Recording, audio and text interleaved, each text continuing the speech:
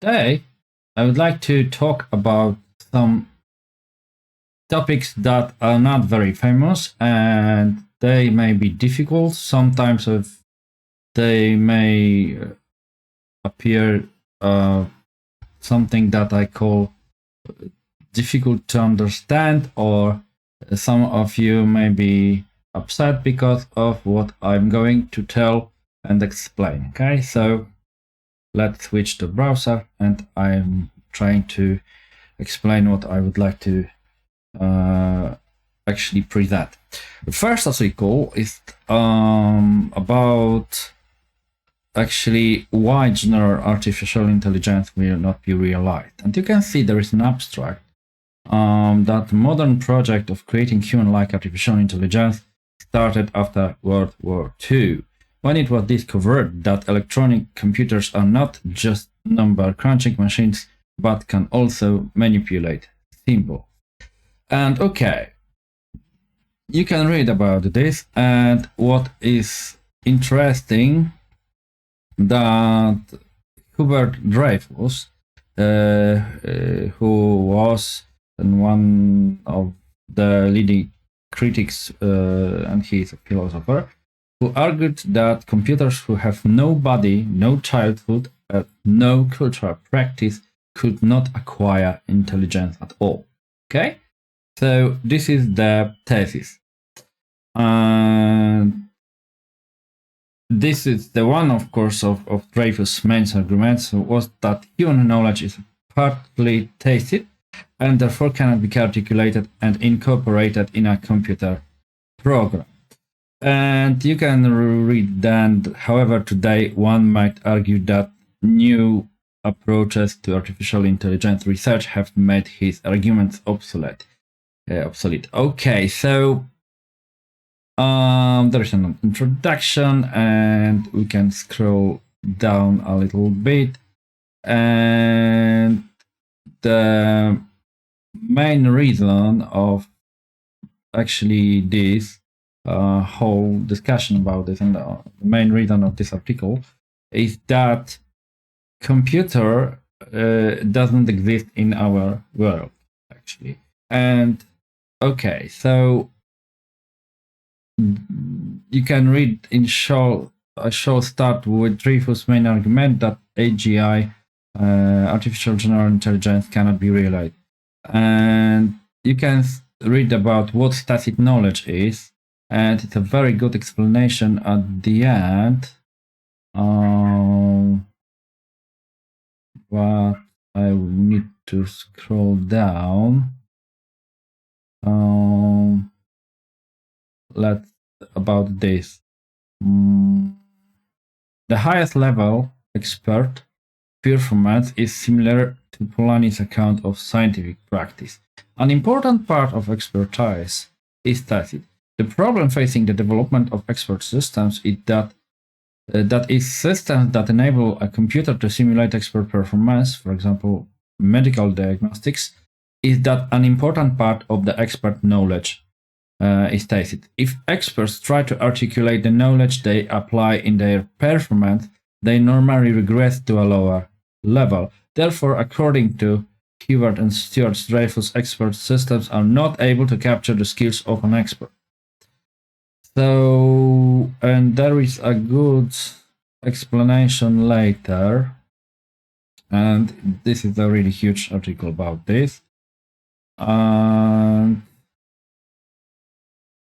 big data, correlation and causes, and you can read about correlation causes here.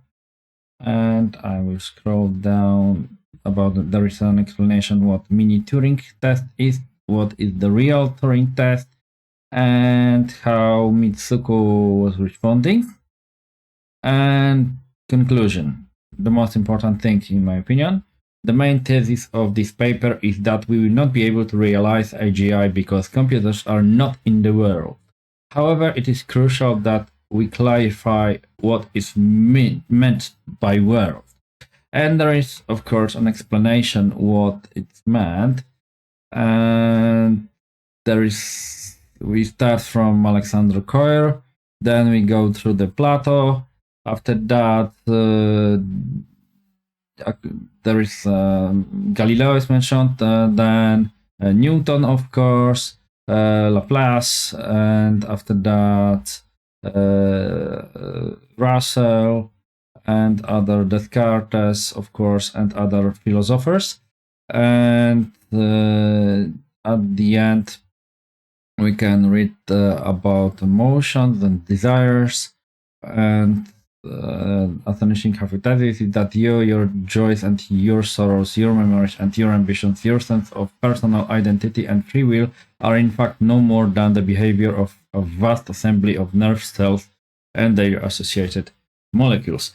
And I will try to then find out is this guy right or not, and I will show you, I will present new research about this and in this field. And after that, you can see there is an explanation what it does mean that computers do not exist in our world.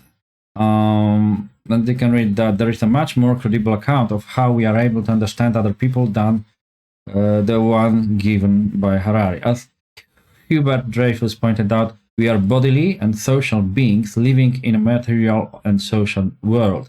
To understand another person is not to look into the chemistry of that person's brain, not even into that person's soul, but is rather to be in that person's shoes. Is to understand the person's life world. So, and there is explanation about from what actually Theodore Rorschach wanted to explain, and this is a very good explanation. And this is a good example. Now Rorschach asks us to put this into larger context. The psychiatrist's office is in a building, and the building is in a place. The place is Buchenwald, and the patients are prisoners in the concentration camp, right? Biochemical algorithm would not help us to understand the patients. What does not help, in fact, what is imperative, is to know the larger context. The example simply does not make sense if we do not know that the psychiatrist's office is in a concentration camp. And then there is information that only few of us are able to put ourselves in the shoes of a prisoner of a concentration camp. Therefore, we cannot fully understand people in situations that are very different from what we have ourselves experienced. But to some degree, we can understand, and we can understand because we are also in the world. Computers are not in our world. I have earlier said that neural networks need to be programmed and therefore can handle tacit knowledge. However, it is simply not true, as some of the advocates of big data argue that the data speaks for themselves. Normally, the data used are related to one or more models. They are selected by humans, and in the end, they consist of numbers. And if we think, for example, like Harari, that the world is at the bottom governed by algorithms, then we will have a tendency to overestimate the power of AI and underestimate human accomplishments. The expression nothing but appears in the quotation from Harari may lead to a serious oversimplification in the description of human and social phenomena. That's a very good article about this, and we can understand the whole point. And the conclusion is quite simple, that Hubert Dreyfus' arguments against general AI are still valid. And there is also another article about from Paul Allen about the singularity. And we can here read the abstract, yes, about the actually Dreyfus and other people what they wanted to explain. And yeah, the whole actually thesis is still valid. And Paul Allen also is talking about that singularity isn't near, right? That you can see there is intro about futurists, and then we can read this. So we won't experience 100 years of progress in the 21st century. It will be more like 20,000 years of progress at today's rate. Returns such as cheap speed and cost effectiveness also increase exponentially. There's even exponential growth in the rate of exponential growth. Within a few decades, machine intelligence will surpass human intelligence, leading to the singularity. And of course, then there is an explanation that this prediction seems to us quite far-fetched. Of course, we are aware that the history of science and technology is littered with people who confidently assert that some event can't happen, only to be later proven wrong, often in spectacular fashion. Yes, and there is also information on adult brain is a finite thing, so its basic workings can ultimately be known through sustained human effort. But if the singularity is to arrive by 2045, it will take unforeseeable and fundamentally unpredictable breakthroughs, and not because of the law of accelerating returns made it the inevitable result of a specific exponential rate of progress. So the whole article is talking about this, about the complexity break and difficulty of building human level software, and that it goes deeper than computationally modeling the structural connections and biology of each of our neurons. And brain duplication strategies like this presuppose that there is no fundamental issue in getting to human cognition other than having sufficient computer power and neuron structure maps to do the simulation. And also the AI approach, and you can read about this, and it's interesting that we are beginning to get within the range. So there are two actually information then where you can where those citations came from, and it's information at the end that the amazing intricacy of human cognition should serve as a caution to those who claim the singularity is close, and without having a scientifically deep understanding of cognition, we can't create the software that could spark the singularity. And our ability to achieve this understanding via either the AI or the neuroscience approaches itself a human cognitive act arising from the unpredictable nature of human ingenuity and discovery. And progress is deeply affected by the ways in which our brains absorb and process new information, and by the creativity of researchers in dreaming up new theories. So we have about, if I remember correctly, 100 billion of synapses in our brain. Yes, and what actually brain is doing, those electrochemical stimulations, electrochemical signals in our brains, actually they're creating something what we can call patterns. And patterns are actually something that we can join, we can match them, we can mix them, and it's our experience also. Those patterns are in our memory, and this is the first part of how human brain is working. Actually, the first part, we have something what I can call a decision maker in the beginning, and if we have a problem and there is a pattern that allows us to solve the problem quickly, and we know how to do that, and we have this in our memory, this pattern, then the decision maker just gives us a clue, right? Use this. You have the pattern. You can do that. But sometimes this approach is not a very good idea. And sometimes we can try to fix it and it doesn't work. It doesn't work like that.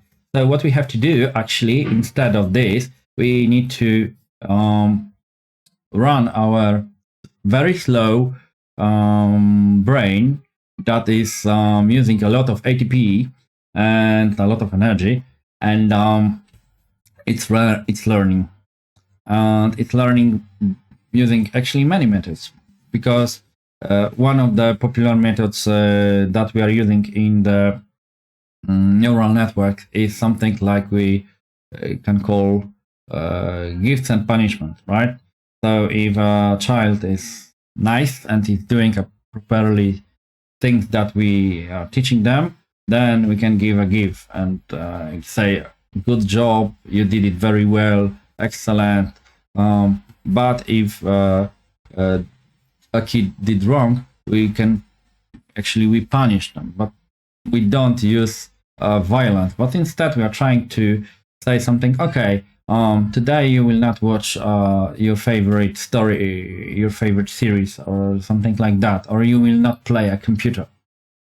Okay, so, or you will not go out for home, because we know that our kid has a planet event with friends, and we know that if we will forbid this, our kid will be disappointed. But this is a kind of good punishment. We can try to force a kid to make proper decision and to understand the responsibility for those decisions. And this is how we also train neural networks. This is one of the approach. And of course, we are using any different, like cognitivity. And this is one of the first method that our brain is using after born, because we learn the world, that the environment that surrounds us, by actually a cognitivity. We just touch everything, we taste everything. That's how our brain is working in the beginning, and learning in the beginning, by trying to understand the world by listening, by watching, by tasting, by touching, and etc. So we are using our senses, right? And what we can try to do, and what we are going to do actually, switch to the camera. We are trying to replace those senses, our senses, with a different approach, a different solution. So the first one is using microphones, cameras, and collision detectors, something like that. And if we are talking about autonomous cars or something, and this is the one approach. So we can give a part of the senses to the algorithm, and it can see, it can know exactly the diameter and the distance, and etc., etc. And the second option is to use multimodal models, and make them to talk each other, to communicate each other. And if there will be many multimodal systems that they were able to communicate each other, this kind of approach may be also something like a sense replacement, because multimodal models, and not only large language models, transformer models, they can be a replacement for algorithm, for so-called code, and it will use them to actually understand the world, or understand the situation, the approach, etc., to better understand the whole input, and what it has to do with this, and what result is expected. And the problem is that our brain is also need to repeat everything many times to memorize, to create a proper pattern. And the same way, a neural network is working actually, because we feed with a lot of data, and it repeat many times, and we doing everything to have a the best result that is demanded by us, of course, right? So, and we are trying to achieve this goal. This is the way how we are doing this. And okay, so there is also a next article, I mean the newer one, June 12th, 2023, and the Singularity is here again. And the article is about actually the technological singularity and a theory that AI can reach an irreversible point that transcends human intelligence and is having a new moment as AI upends business and society. And why it matters. Any rewiring of humanity warrants discussion, however remote the prospect. And okay, so it's also something that is not a very long actually. This is something that is kind of summarize of the previous article, and you can read that Silicon Valley thinkers and entrepreneurs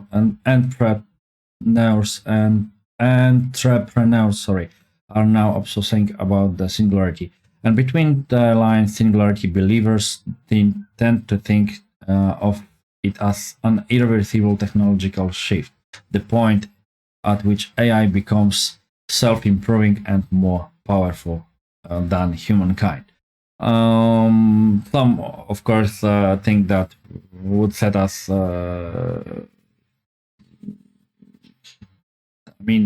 we will extinct because of AI, actually, right? And that's also something that is danger. But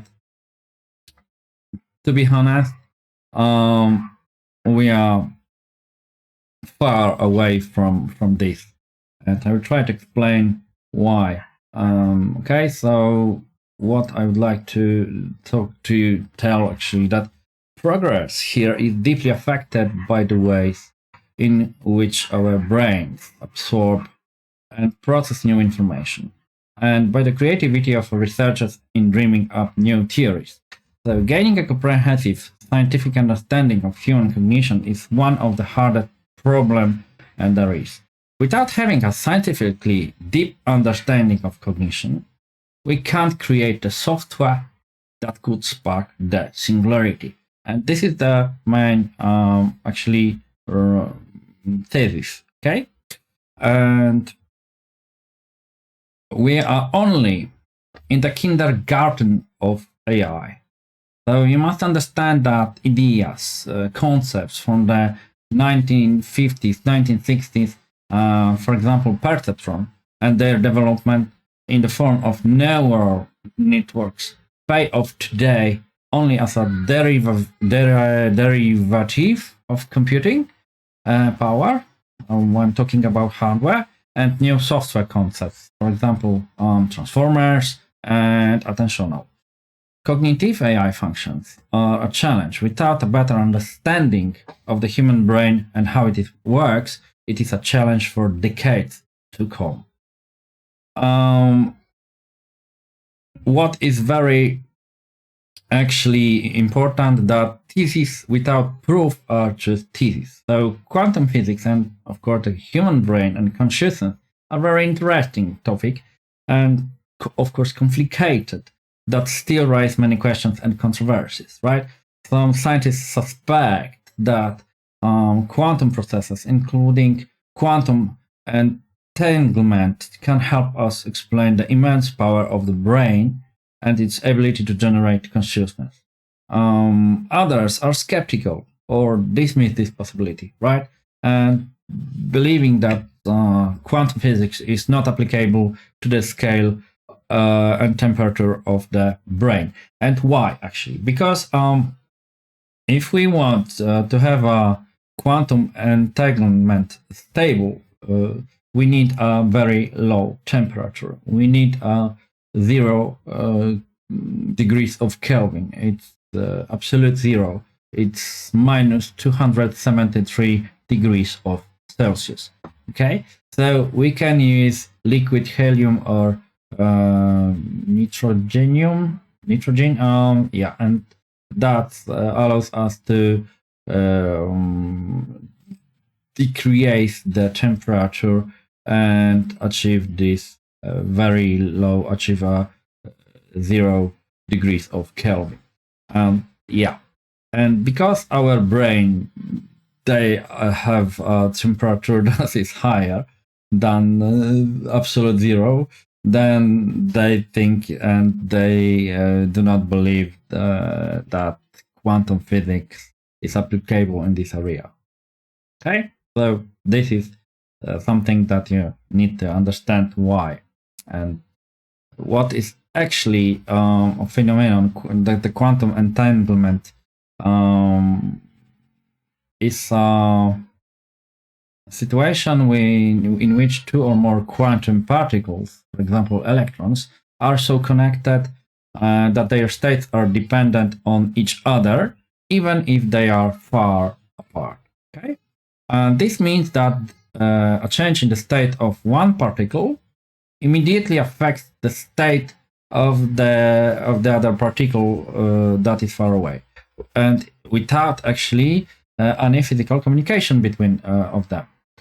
And there is also interesting fact, and I will switch to the browser, and here new research suggests our brain use quantum computation, and I will scroll down a little bit and I will try to summarize it. Okay, so let's listen. Some scientists, such as Roger Penrose and Stuart Hameroff, have proposed a theory that quantum entanglement occurs in microtubules, which are structures found in nerve cells, neurons, in the brain. According to this theory, quantum entanglement makes it possible to coordinate the activity of neurons at the quantum level, which leads to consciousness. However, this theory is highly criticized, and there is no direct experimental evidence for it. So this is very crucial. Okay. Okay. Now, the summarize. Some of the main problems with this theory are: problem number 1, the difficulty of maintaining the quantum state. The quantum state is very fragile and it is easily disturbed by the environment, such as heat or noise. I mentioned about it. Yeah. To maintain the quantum state, it needs to be isolated from the environment and cooled to a very low temperature. Exactly 0 degrees of Kelvin. However, the brain is a very hot and complex system that is not conducive to isolating and cooling the quantum state. Problem number 2, lack of microtubule specificity. Microtubules are common in many types of cells, not just neurons. If microtubules were to be responsible for consciousness, it would mean that every cell in the body would be conscious, which is unlikely. Problem number 3, no entanglement mechanism. It is not known how exactly quantum entanglement would arise and persist in microtubules. It is also unknown how entanglement would affect the functioning of neurons and the brain as a whole. There is no mathematical or physical model to describe the process. Recently, researchers at Trinity College Dublin used a technique developed to test the existence of quantum gravity to study the human brain and how it works. They used magnetic resonance imaging, MRI, to measure proton spins in the brain water, so-called brain water, that naturally accumulates as fluids in our brains. They found that the proton spins were entangled with each other, suggesting that quantum processes can occur in the brain. The article reports on research from Trinity College Dublin that suggests our brains may use quantum computation. The scientists utilized an approach originally developed to confirm the existence of quantum gravity to investigate the operation of the human brain. The brain functions they observed were found to be associated with short-term memory performance and conscious awareness, leading to the suggestion that quantum processes may play a part in cognitive and conscious brain functions. Dr. Christian Skerskets, the lead physicist at the Trinity College Institute of Neuroscience, explained that their approach involved using known quantum systems, in this case protons, spins in brain water, to interact with an unknown system. The theory was that if the known systems became entangled, that then the unknown system would also be a quantum system. The researchers found MRI signals that resembled heartbeat evoked potentials, a form of EEG signal, which are usually not detectable by with MRI. They believed these signals were observable due to the entanglement of nuclear proton spins in the brain, indicating that the corresponding brain processes could be quantum. These quantum brain processes could potentially explain why humans are still able to outperform supercomputers in certain areas, such as dealing with unexpected situations, decision making, and learning new things. The researchers suggest that their work may shed light on the complexities of biology and consciousness, which are challenging to understand scientifically. And okay, so this is the whole article about this, and you need to understand that, as I mentioned, that there is no evidence and no proof, actually, right? So that's the problem. And if we have no direct experimental evidence for it, then this is a theory. And of course, they achieved some goal. They discovered something. But the question is, now, if you need to understand this, what actually they discovered.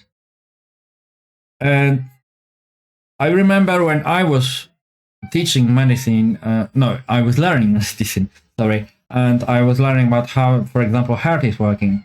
There is explanation that our heart is independent from the brain. But this is something that says that, in fact, heart maybe our brain is controlling the heart somehow this way. This is my theory, and it's also not proven. So I don't know, but because if they found MRI signals that resembled heartbeat evoked potential, a form of EEG signal, which are usually not detectable with MRI, and so is it in fact something what we can call entanglement between these signals? Hard to say. To be honest, currently I doubt we have a proper hardware, proper tools to actually perform research and find evidence that will exactly tell us that, okay, brain is actually quantum machine. Maybe. I'm not sure. This is something that we have to find out. This is it in fact only a theory, and are we wrong in this area, and brain is not a quantum machine, or it is in fact a quantum machine, but maybe it's working a totally different way. We don't know this. We are in the beginning of this actually challenge, and we need to find out a proper approach in this area.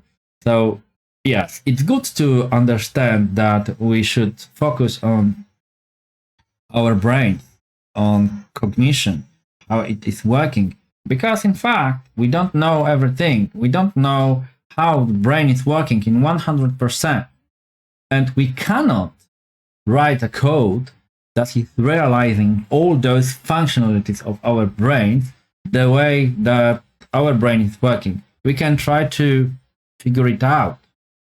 We can, of course, observe the nature or behavior of our brain, and we can try to exactly copy the functionality. But the question is, what is actually doing our brain in the background, how it everything working, how those patterns are created, how patterns are searched in our brain. Do we know that? I doubt.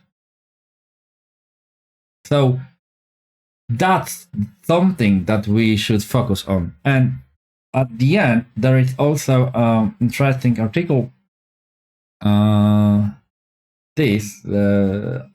ChatGPT unleashed an AI race now. Regulators are struggling to hold on. And you can read, this is a very, very long article, so I will try to summarize it. So, in the beginning, you have information from Sam Altman. This is Paul Allen, then Sam Altman, the CEO of the startup of the OpenAI, and I will try to look for one interesting thing, just because it's quite interesting. And he talked too much, and OpenAI deleted from their website the information.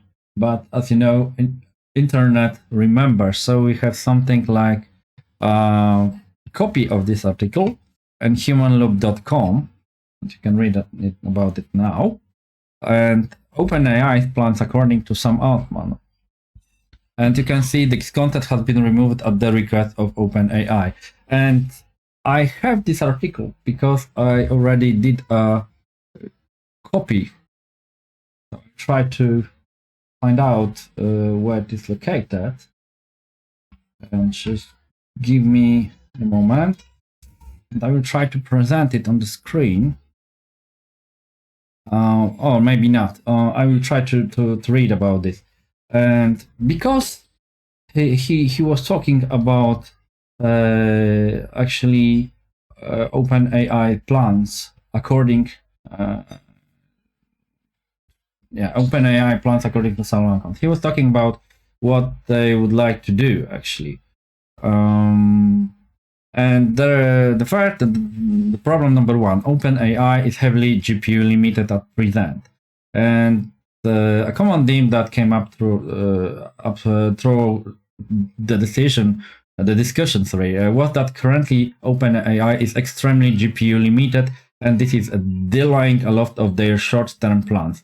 The biggest customer complaint was about the reliability and speed of the API. Okay. So Sam acknowledged this concern and explained that most of the issue was a result of GPU shortage. And this is not something that we don't know, but and there was a problem with this, and there is a still problem with the GPU shortage. And also you must understand that longer 32 kilo context can't yet be rolled out to more people.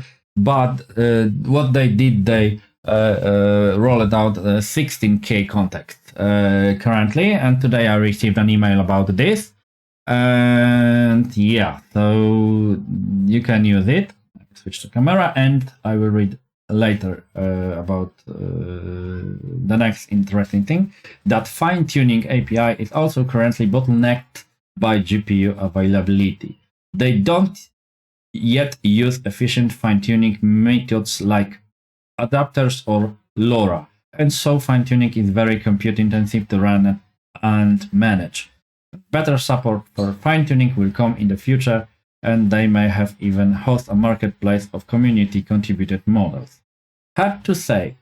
So, in summarize, that dedicated capacity offering is limited by GPU availability. OpenAI also offers dedicated capacity, which provides customers with a private copy of the model. And to access this service, customer must be willing to commit to a $100K, and it's $100,000 spent upfront. Never mind. And what is interesting, OpenAI near-term roadmap. So actually, some of these is already happening, because if they release the 16K context, then 32K context will be probably released, and fine-tuning API will be extended to the latest model. But the exact form for this will be shaped by what developers indicate they really want. So it depends, as you know. And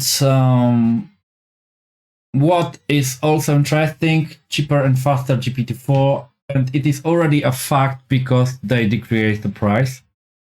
So all of you should, I don't know all of you, but those who are paying for the ChatGPT 4 should receive email about this, and prices decreased for API especially. And we know that this is OpenAI top priority. So hard to say what will be next step. Some Altman mentioned that a stateful API should be actually provided. It means when you call the chat API today, you have to repeatedly pass through the same conversation history and pay for the same tokens again and again. And in the future, there will be a version of the API that remembers the conversation history. And probably this is something that they will achieve. But the question is very simple. Are those plans accepted? You know, the company actually removed it because, you know, it's a business, and you cannot say something that is not accepted on a business side. So first of all, it's good to agree with the business and understand this approach, and not to talk about the future if you don't know is it actually accepted by business side, and for sure it will be realized. And that is why they removed the article, and they asked to remove it from other website. But I think that multimodality actually will be provided because there are already multimodal solutions, like Bing Chat has multimodal models. Google Bart has multimodal models. So this approach will be provided just because, as I mentioned previously, multimodal solutions are something that is like a try to replace our senses. So our eyes, our ears, our smell, touch, etc., taste. Yeah. So multimodality will be provided. But the question is, will it be extended to everyone until after more GPS come online? I don't know that. And of course, there are other information about this, and there is interesting information that regulation is needed, but so is open source. And I will read it. While some is calling for regulations of future models, he didn't think existing models were dangerous and thought it would be a big mistake to regulate or ban them. He reiterated his belief in the importance of open source and said that OpenAI was considering open sourcing GPT-3. Part of the reason they hadn't open sourced it yet was that he was skeptical of how many individuals and companies would have the capability to host and serve large language models. And this is, we are talking actually about this. About this article, because it's information, AI and government regulation, And you can see my 11 2023 European Parliament committed vote to approve the AI Act. Lawmakers are now finalizing its details with their European Commission and member states, and actually it has been already done and they accepted it. So the AI has been regulated. And probably in the future they will extend these regulations to, and they will be more specified, and there will be more. They will contain more details, and they will just extend what actually AI should do and what not. And you can see this, and we'll scroll down because yeah, this is good. ChatGPT advice on AI regulation, asked on June 12, 2023. How should governments regulate artificial intelligence? And there is a response you can read. Ethical framework, sector-specific regulation, data privacy, transparency and explainability, algorithmic bias and fairness, safety and reliability, international cooperation, continuous adaptation, public-private collaboration. And yeah, that's the whole. And you can read this. With the emergence of increasingly powerful AI systems, the stakes for global cooperation have never been higher. And we need to regulate. And the guy is right. He's mentioning, Sam Altman is right that we need to provide relation, and it is needed. And also, will it be possible that GPT-3 will be open source in future? I'm not sure. Maybe not, because not many companies in the world have the capability, right, to host and serve large language models, because it requires actually a lot of the power, computing power, and this is something that, you know, Microsoft has this capability. Google, will have it, right? Facebook, the Meta company, and Amazon, for example, and other companies who are able to do that, like, I don't know, Fujitsu, for example, and those ones that have huge data centers and supercomputers, and they can do that, right? They can host it and they can use it, and they can actually maintain a large language model inside of the company. And you need to understand that something like that, like large language models, will be rather for business, because and it will be inside of the company, and because the company, as you know, it has own regulations, and you cannot give the, you cannot provide information that is restricted, right, inside the company.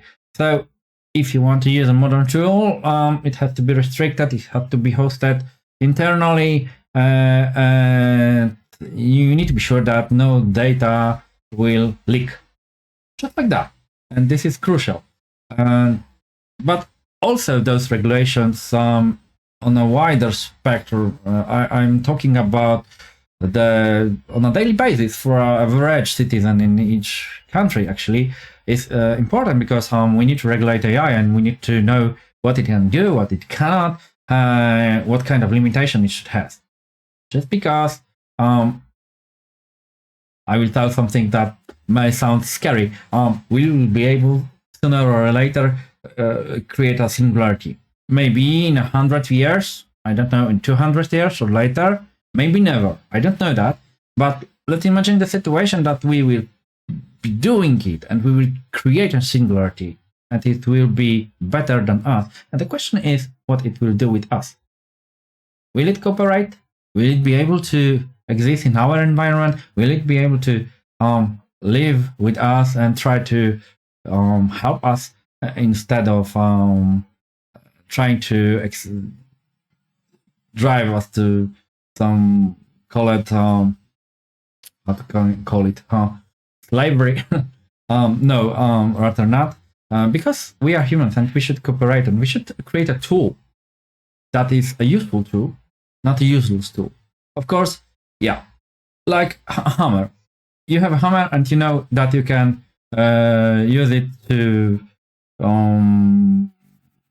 for nails, for example, right? But you know you can use it the hammer for something else, and you can use it for a different approach. So it's always that something that we know actually. This is like an axiomate, right? That we can use a tool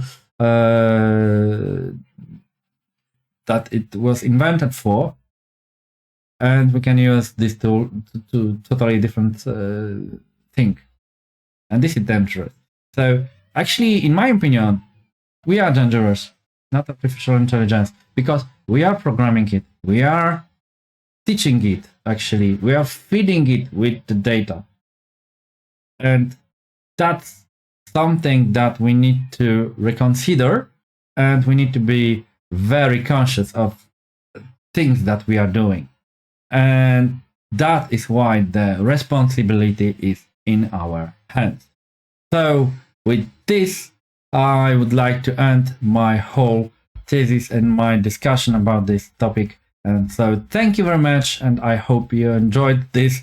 And I know it was a very long topic, and that sometimes may be boring, but this is something that it's worth to listen, understand, and reconsider in your brain, because many of you is using ChatGPT or Bing Chat or Bard and many other tools that are invented for helping people and using advanced algorithms.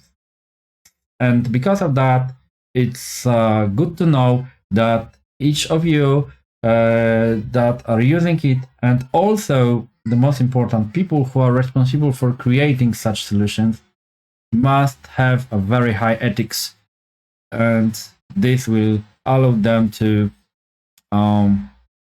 do the job properly. So thank you very much. Have a nice day or night. Take care. Bye bye.